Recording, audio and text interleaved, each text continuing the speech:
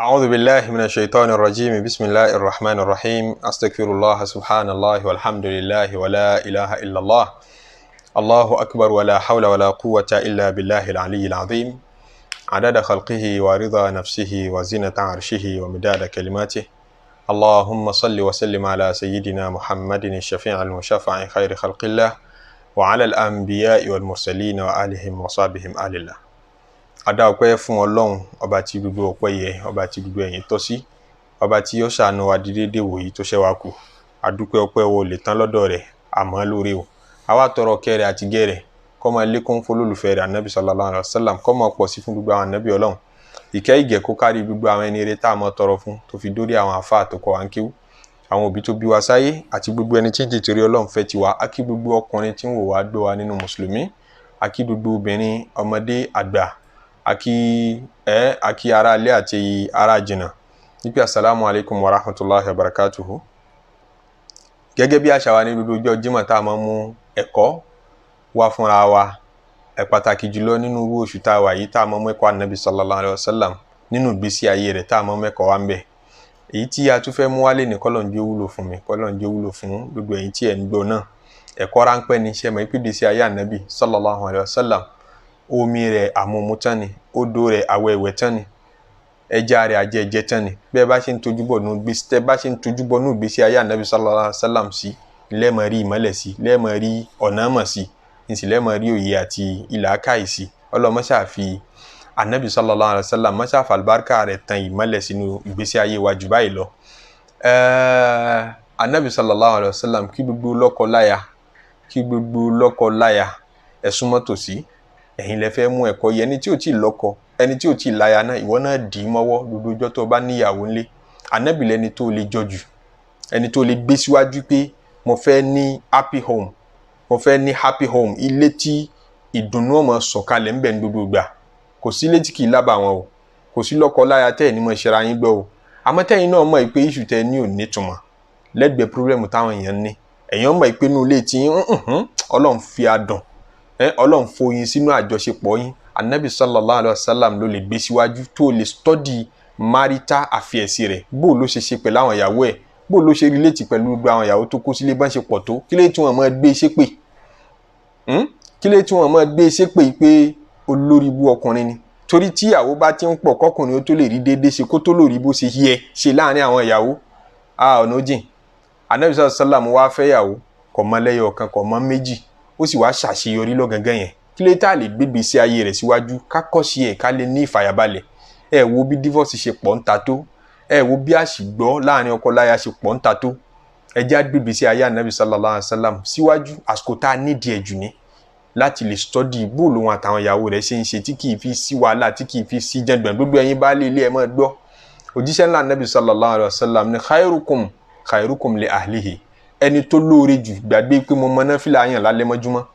mo mọ ṣe sàárà, mo mọ tọrẹ jù. Ẹni tó dáa jù tá lè pè lẹ́ni ire jù, òun ni khairukum li ahlihi. Kí làwọn ìyàwó rẹ̀ ń sọ ń pa rẹ̀? Wọ́n bá interview àwọn ọmọ rẹ̀ pé irú bàbá wo ni bàbá yìí, kí ni wọ́n fẹ́ sọ? Ọ̀gángan yẹn ló ti gbọ́dọ̀ pass jù, ọ̀gángan yẹn ló ti gbọ́dọ̀ ṣàṣeyọrí jù. Ẹni tó lè pè lẹ́ni ire paríparí jù, òun lẹni tó bá dáa lọ́dọ̀ àwọn ìyàwó ẹ̀. Ọkọ rere ni lọ́dọ̀ ìyàwó, bàbá rere ni lọ́dọ̀ àwọn ọmọ. Ànábì ní wa ana khairukum li ahli, èmi mo lóore jù pé ọkọ tó dáa jù láyé Ànábì ni, baálé ilé tó yẹ jù ní baálé ilé láyé Ànábì sallallahu alaihi wasallam. Ó rí bẹ́ẹ̀ kò rí bẹ́ẹ̀ máa gbọ́ díẹ̀ tá a fẹ́ lé sí ọ nínú ìgbésí ayé Ànábì. Ìwọ náà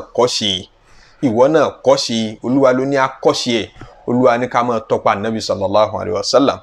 Ànábì sallallahu alaihi wasallam ìjọ tí ń bẹ láyé ìyá wa Aisha, ó ní ìjọ kan l'Ànábì wò sùn sallallahu alaihi wasallam. Àwọn bẹ lérí ìrìn àjò níbi hadith tí Abu Dawud gbà wá. Ó ní kuntu ma'a Nabi sallallahu alaihi wasallam fi safar. Òun bẹ lérí ìrìn àjò kan pẹ̀lú Ànábì sallallahu alaihi wasallam. L'Ànábì bá ní fasabaqtuhu. Ànábì pé Aisha pé jẹ́ àjọ ṣe díje eré sísá.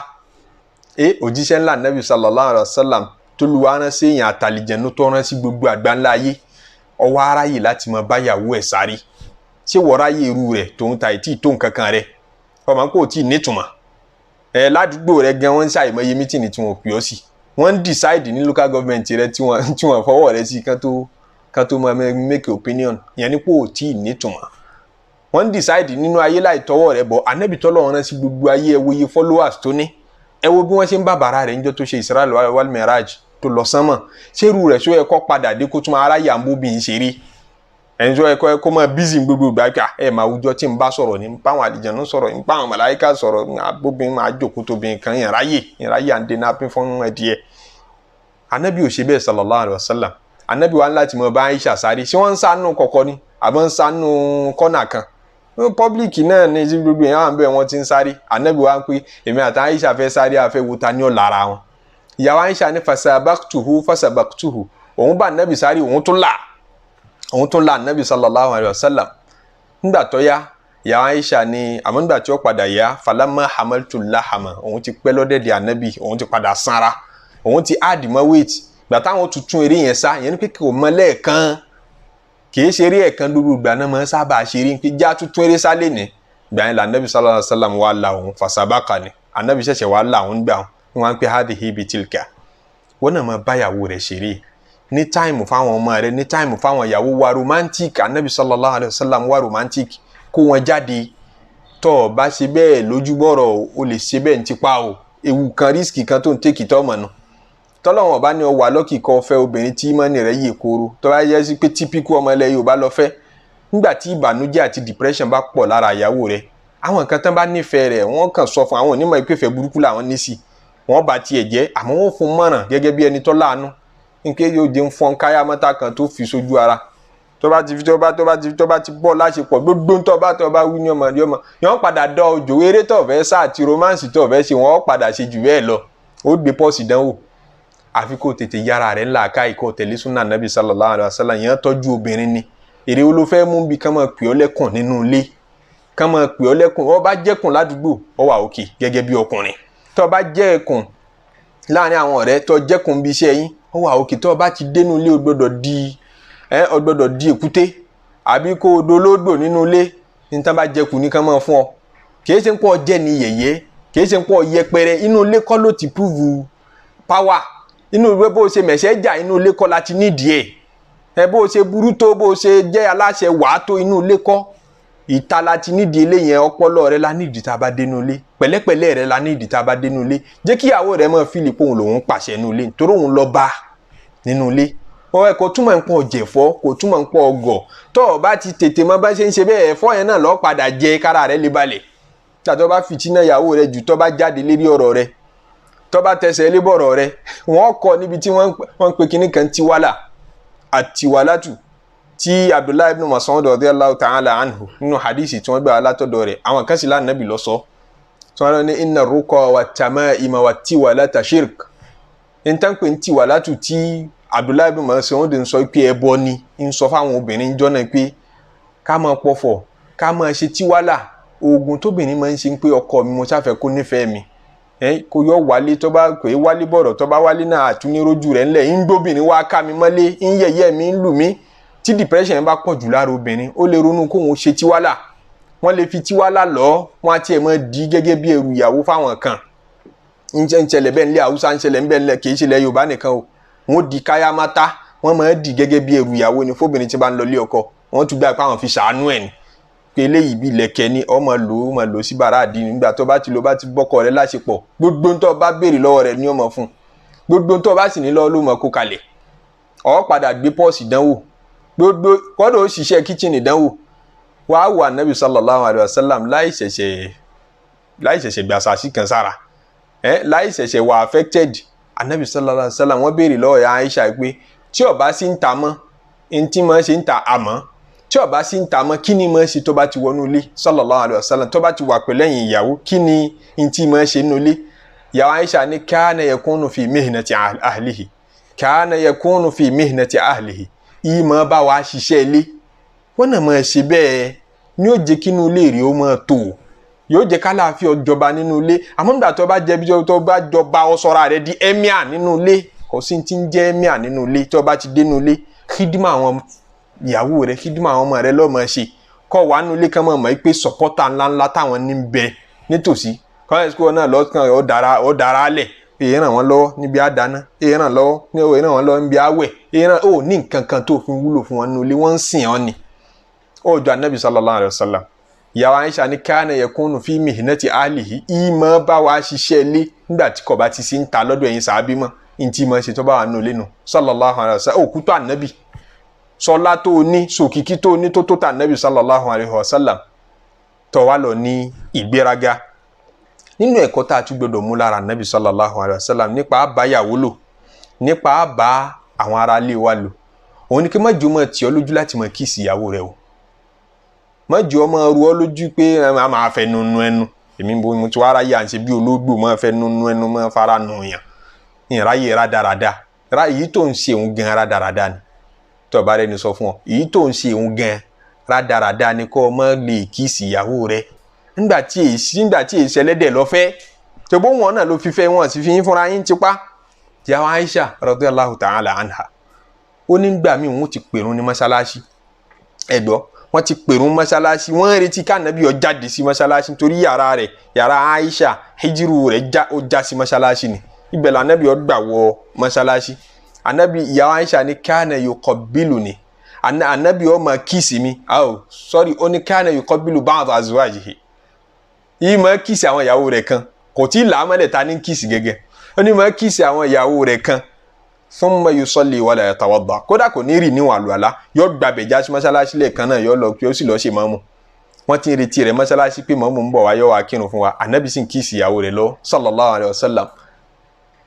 kí lè tó fẹ́ síríọ̀sì kọjá àwọn ìyàwó rẹ̀ kí lè tó fẹ́ síríọ̀sì kọjá kó wà romantic tó òfin ní jẹ́ kí ìyàwó rẹ̀ náà máa rorokuro tó òfin ní jẹ́ ó máa wò ta ó ní láti máa dùn nínú jẹ́ kí inú rẹ̀ ó máa dùn ó fẹ́ máa gbọ́rọ̀ tó dùn ó fẹ́ máa ríṣe sí tó dùn gbogbo ìgbà. Urwa ibn Zubair Urwa ọmọ sista Aisha ọmọ ẹ̀gbọ́n Aisha òun gbọ́ dẹ̀dẹ̀ Aisha dàgbà ó lóun wá ń béèrè lọ́wọ́ ya Aisha nígbà tó gbé àdìsí pé Ànábì máa kíìsì àwọn ìyàwó rẹ̀ kan tó bá ṣàlùwàlá tán kó tó lọ kírun táwa ní àwọn ìyàwó ta ni ìyàwó ọ̀hún gẹ́gẹ́ sẹ́ẹ̀ lè sọ fún mi kí n gbọ́ ń béèrè bẹ́ẹ̀ lọ́wọ́ àbúrò ìyá rẹ̀ ìyàwó Aisha wa ní èmi tí ń bọ̀ sọ̀rọ̀ yìí náà ni ẹni pé Ànábì máa kíìsì ìyàwó Aisha radiyallahu ta'ala anha lẹ́yìn tó bá ṣàlùwàlá tán kó tó lọ kírun kò ní sọ pé àmọ́ ṣàlùwàlá tán ráyè mọ́ báyìí ṣe kí ní ká mọ́ báyìí ó ráyè ìyàwó ẹ̀ ó ráyè àwọn ará ilé rẹ̀ ìyẹn lejú tó bá wà nulẹ̀ ìyẹn kanra tó bá wà nulẹ̀ hadith tó lálàáfíà ní tí Abu Dawud gbà wá nínú tá Ànábì sallallahu alaihi wasallam tún máa ń ṣe nulẹ̀ tó yẹ ká tún mú mẹ́kọ̀ọ́ la fi sọ pé ọkọ rere là Ànábì lọ́dẹ̀dẹ̀ kò sọ́kọ tó dàbí Ànábì sallallahu alaihi wasallam òun gangan fúnra ẹ̀ lọ́sọ ó ní ana khairukum li ahli èmi mo lóore jù nínú gbogbo yín tá bá ń wá ta lọ dà síyàwó ẹ̀ jù Ànábì sallallahu alaihi wasallam mi mọ̀ ṣó ti ṣe yẹn rí bó ṣe rò pé wà romantic tó ṣó ti wẹ̀ pẹ̀lú ìyàwó rẹ̀ rí dáadáa tí ẹjọ́ máa wẹ̀ àbọ̀ ọ̀ráyè náà ló tún bá débi eléyìn náà ẹ̀ẹ́tọ̀ ọ̀bá ráyè lójúbọ̀rọ̀ tọ́lọ́wọ̀n ọba ní ọwà lọ́kì kó fẹ́ obìnrin tó ní mọ́nì tó gbọ́ lọ́wọ́n ọba gbọ́ tó bá jó obìnrin tí ń tojú bọlé lọ fẹ́ yóò ṣe bó ṣe ráyè ní tipa ẹyẹ jẹ́ ká máa ti àwọn obìnrin wá ń tìkùtì tí wọ́n fi máa tójú bọlé káàkiri tí wọ́n fi máa wá receive bad advices lọ́dọ̀ àwọn èèyàn pé o gbó káyìí wọ́n fò káyìí sọ́wọ́ kó tó bá a láṣepọ̀ gbé tó bá béèrè lọ́wọ́ rẹ̀ ni yóò máa fún ọ gbogbo tó bá ní kọ́mọ tó bá ní ọmọ jáde kò ní jáde yìí wọ́n padà sọ ọ́ dọ̀dẹ̀ nígbà tó bá ti mọ bá ṣe lo súnà Ànábì sallallahu alaihi wasallam lásìkò wọ́n fi súnà yẹn kọ́ ẹni tipa Ànábì sallallahu alaihi wasallam ìyàwó Aisha ní a máa bá mi wẹ̀ pọ̀ mo a máa bá Ànábì sallallahu alaihi wasallam wẹ̀ papọ̀ kìí ṣe Aisha nìkan ìyàwó Maimuna náà ní wọn a máa wẹ̀wẹ̀ jẹ́nẹ́bà pẹ̀lú Ànábì sallallahu alaihi wasallam ẹ̀yin náà tún wò ìwẹ̀ jẹ́nẹ́bà wọn jọ ń wẹ̀ papọ̀ kí ló ṣẹlẹ̀ before kan tó wẹ̀ ọ̀dọ́ mi kí ló ṣẹlẹ̀ before kó tó kan ìwẹ̀ nǹkankan ló ṣàbíwẹ̀ tó fi wá jẹ́ ìwẹ̀ jẹ́nẹ́bà wọn jọ ń wẹ̀ papọ̀ ìtumọ̀ ẹ̀ ní pé lẹ́yìn tó bá ní àjọṣepọ̀ pẹ̀lú ìyàwó rẹ̀ gbogbo ọkùnrin ẹ lọ kọ́ ìlàkà ìrí lára Ànábì sallallahu alaihi wasallam obìnrin yìí ṣe nǹkan kórìíra tó a jẹ́ pé tó bá ti da tọwọ́ rẹ̀ lẹ̀ báyìí ó dẹni ìkóró tí ẹ fẹ́ rí sójúmọ́ bó ṣe máa lọ yanjú ara rẹ̀ lọ́tọ̀ lókù ó tí ẹ fẹ́ yóò máa rí rẹ̀ bí ìgbà pé bí omi ìsanwó tí wọ́n ti lò tí wọ́n ti dànù má jẹ́ kó fìlì bẹ́ẹ̀ lẹ́yìn tó bá parí bùkátà rẹ̀ tán lọ́dọ̀ rẹ̀ lẹ́yìn tó bá parí bùkátà rẹ̀ tán lọ́dọ̀ rẹ̀ ń sì máa fi hàn wípé ìfẹ́ yẹn sì wà ń bẹ inú rẹ̀ dùn sí ń tó ṣẹlẹ̀ inú rẹ̀ sì tún dùn sí o tún fẹ́ more of her kí o ti wà tired o ti rí enough of her fi hàn bẹ́ẹ̀ Ànábì sallallahu alaihi wasallam lẹ́yìn tí wọ́n jọ ní jánábà lára tán wọ́n tún wá jọ wẹ̀ sallallahu alaihi wasallam fi ina'in wahid wọ́n jọ wẹ̀ nínú bàṣíà omi kan náà wọ́n jọ lò fi wẹ̀ sallallahu alayhi wa sallam ń ṣe bẹ́ẹ̀ fún Aisha ń ṣe bẹ́ẹ̀ fún Maimuna àtàwọn ìyàwó mi náà fi wọ́n ń kọ́ aráyé bá nàbì ṣe máa wẹ̀ jẹ́nàbà pé mo wẹ̀ pẹ̀lú ẹ̀ bó ṣe wẹ̀ jẹ́nàbà ni Maimuna náà ni mo wẹ̀ pẹ̀lú ẹ̀ bó ṣe wẹ̀ jẹ́nàbà ni sallallahu alayhi wa sallam fi ìfẹ́ hàn ìyàwó fi romance hàn ìyá Ọlọ́run ọba àlékè ọlá ó tiẹ̀ wá láàmọ́lẹ̀ fún anú al-Qur'an ọba tó dá wa gẹ́gẹ́ ó ní tó bá fẹ́ báyàwó rẹ̀ láṣepọ̀ faqaddimu li anfusikum bó ṣe wí ni ó pa àṣẹ ni al-amr àṣẹ ni ó lè má jẹ́ lílu wujub àmọ́ àṣẹ ni látọ̀dọ̀ Ọlọ́run ọba ó lè má jáṣẹ pé tó ọba ti lò ó gbẹ̀ṣẹ̀ àmọ́ àṣẹ tó ní láti tẹ̀lé ni tó ọba tẹ̀lé ọmọ gbalada kí tẹ́ ẹ bá fẹ́ súnmọ́ra yín faqaddimu li anfusikum àyè kan sùn lóbìnrin mọ́lẹ̀ bẹ́ẹ̀ nígbà tí èyí ṣe hù kan tọkàn mọ́ ti gíbọ̀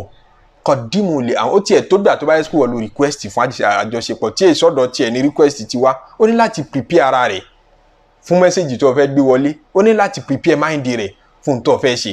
kọ̀dímù lè anfusikum olúwa ní etí nǹkan kan síwájú wọ́n pa àwọn àfọ̀n tafsiri tù síbi kíìsì pé kíìsì ìyàwó rẹ̀ kẹ́ tó kíìsì enough ṣe tí wọ́n pè ní foreplay enough kò ṣe haram kì í ṣe tó yẹ kó tiẹ̀ nìkan lójú àti discuss Ọlọ́run ó dẹ̀ wá gbà wá láyé á padà discuss ẹ̀ in detail kí làwọn súnánù tó yẹ kó máa wà ń bẹ̀ àwọn súnánù Ànábì sallallahu alaihi wasallam tọrọ mọ́ kọ́ mọ́ báyàwó rẹ̀ ṣeré dáadáa kì í ṣe tọ́pìkì tí yẹn máa dẹnu gbọ́dọ̀ ọbẹ̀nu sọ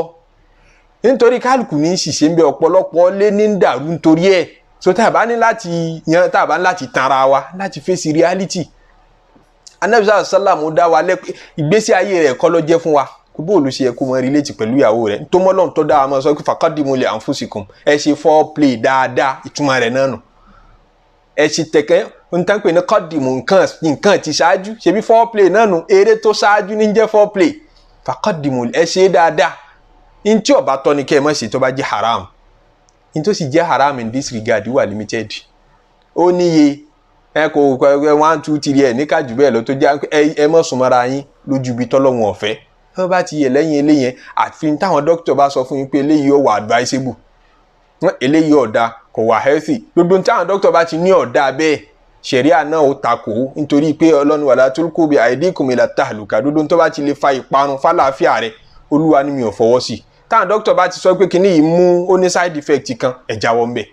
àmọ́ dókítà sọ pé ó ní ó burú síbi kankan ìwọ kan á ní àṣẹ́mi ní màá wá ṣe bí ẹranko ta ló sọ fún ọ pé ẹranko nìkan ní ṣe bẹ́ẹ̀ ta ló sọ fún ẹ pé ìṣe ẹranko gbogbo features tí ń bẹ lára ẹranko náà ní ń bẹ lára tiẹ̀ náà àyàwánu náà tí kù ní ọ àyàwánu ọ̀họ́ ẹranko tí ń ronú ìrònú nìkan difference tí ń bẹ lára àwọn àtẹranko nítorí bẹ́ẹ̀ ẹja kọ́sùnà nàbì sallallahu alayhi wa sallam látara ká dùn àwọn ìyàwó tá a bá fẹ́ sílé ká dùn wọ́n nú àjò òjíṣẹ́ ńlá nàbì sallallahu alayhi wa sallam tó bá débi pé kódà táwọn ìyàwó rẹ̀ bá ń ṣe menstruation lọ́wọ́ in ti ń bẹ láti bí ìdodo tó fi débi eékún nìkan ni àyè ọgbà wa nínú Islam láti dé Ànábì sallallahu alayhi wa sallam tún máa ké sáwọn ìyàwó rẹ̀ yóò máa fara nu wọn yóò máa bá wọn ṣeré nígbà tí wọ́n bá ń ṣe menstruation lọ wọn iṣẹ́ ní ẹ̀kọ́ wọn iṣẹ́ ní ègbé nítorí pé wọ́n ṣe menstruation ó lè kíìsì ìyàwó rẹ̀ ó lè bá a ṣe gbogbo rere tó bá ti yẹ lẹ́yìn tí ń bẹ láti ibi ìdodo rẹ̀ báyìí síbi eékún rẹ̀ gbogbo area yẹn no go area ni mọ́ débẹ̀ kọ́ mọ́ bá a padà wá ṣìṣe síbi tí Olúwa ní ká mọ̀ dé kó jù bẹ́ẹ̀ lọ báyàwó rẹ̀ ṣeré àwọn Yẹhudi nínú ibóbìnrin jẹun gbà tí wọ́n bá ń ṣe menstruation lọ́wọ́ wọn ní bóbìnrin wọn ṣe wọn ní bá ta nígbà tí wọ́n bá ń ṣe menstruation lọ Islam ò rí bẹ́ẹ̀ Olúwa yọ̀ǹda fún wa pé ẹ báyàwó yín ṣeré ojú ibi tá a fẹ́ yẹn nìkan ni ẹ mọ̀ dé sallallahu alayhi wa sallam tá a bá kọ́ṣe ànábì tá a fẹ́ kọ́ṣe tá a fi gbáyé gbádùn ànábì sallallahu alayhi wa sallam àtúmọ̀ wá pa àwọn ìyàwó jòkó bá wọn rojọ́ ẹjọ́ tí wọ́n máa ń sọ pé ò ráyé ẹjọ́ obìnrin ẹjọ́ wẹ́wẹ́ yẹn ànábì ráyé ẹ o ànábì pé Aisha jòkó ń pìtàn fún ó pìtàn Ummu Zara àti Abu Zara fún àwọn ìtàn jọ̀hún táwọn náà dé bá ń lẹ̀ Lárúbáwá ká sọ pé bí àlọ́ ànábì wá pa ìtàn náà fún ìtàn náà lọ́ǹgì ó pa fún tán ó tún wá ń sọ fún pé sórí bí Abu Zara ń ṣe jẹ́ sí Ummu Zara mo ṣe jẹ́ sí ọ á padà fi yẹn náà ṣe wá sí tó bá dijọ́ kan bó la Abu Zara ń ṣe jẹ́ bó ni Ummu Zara ń ṣe jẹ́ bó ni ìgbésí ayé lọ́kọláya méjèèjì ṣe wà romantic tó kí gbogbo wa náà kẹ́kọ̀ọ́ gbogbo létí ń dàrú léni gbogbo relationship tí ó farabalẹ̀ léni tí divorce ti pọ̀ ń ta ká kẹ́kọ̀ọ́ lára Nabi sallallahu alayhi wa sallam èyí náà ni àwọn ọ̀nà títà mú wa fúnra wa ká má jẹ́ káyẹ̀rọ àròyé wó pọ̀ jù ní jímọ̀ tèní ọlọ́njẹ́ aṣọ́pọ̀ jímọ̀ láyé ẹjẹ́ àkọ́ṣe ànábì ẹjẹ́ amúwà ànábì ẹjẹ́ àjọ ànábì sallallahu alayhi wa sallam kálí bára wa pàdé ní sáfù rẹ̀ tó bá dọjọ́ alkiyama ẹjẹ́ aṣàṣàlájù tó pọ̀ ẹ jẹ́ ká Suratul Kahfi ká tètè lọ sí jímọ̀. Olúwa ọba àlekèọlá yóò jẹ́ àṣe ọ̀pọ̀lọpọ̀ jímọ̀ láyé nínú Islam, yóò jẹ́ àṣe ọ̀pọ̀lọpọ̀ jímọ̀ láyé nínú imani. La ilaha illallah wala Muhammad rasulullah wala sallallahu alayhi wa sallam. Subhana rabbika rabbil izzati amma yasifun wa salamun ala al-mursalin walhamdulillahi rabbil alamin.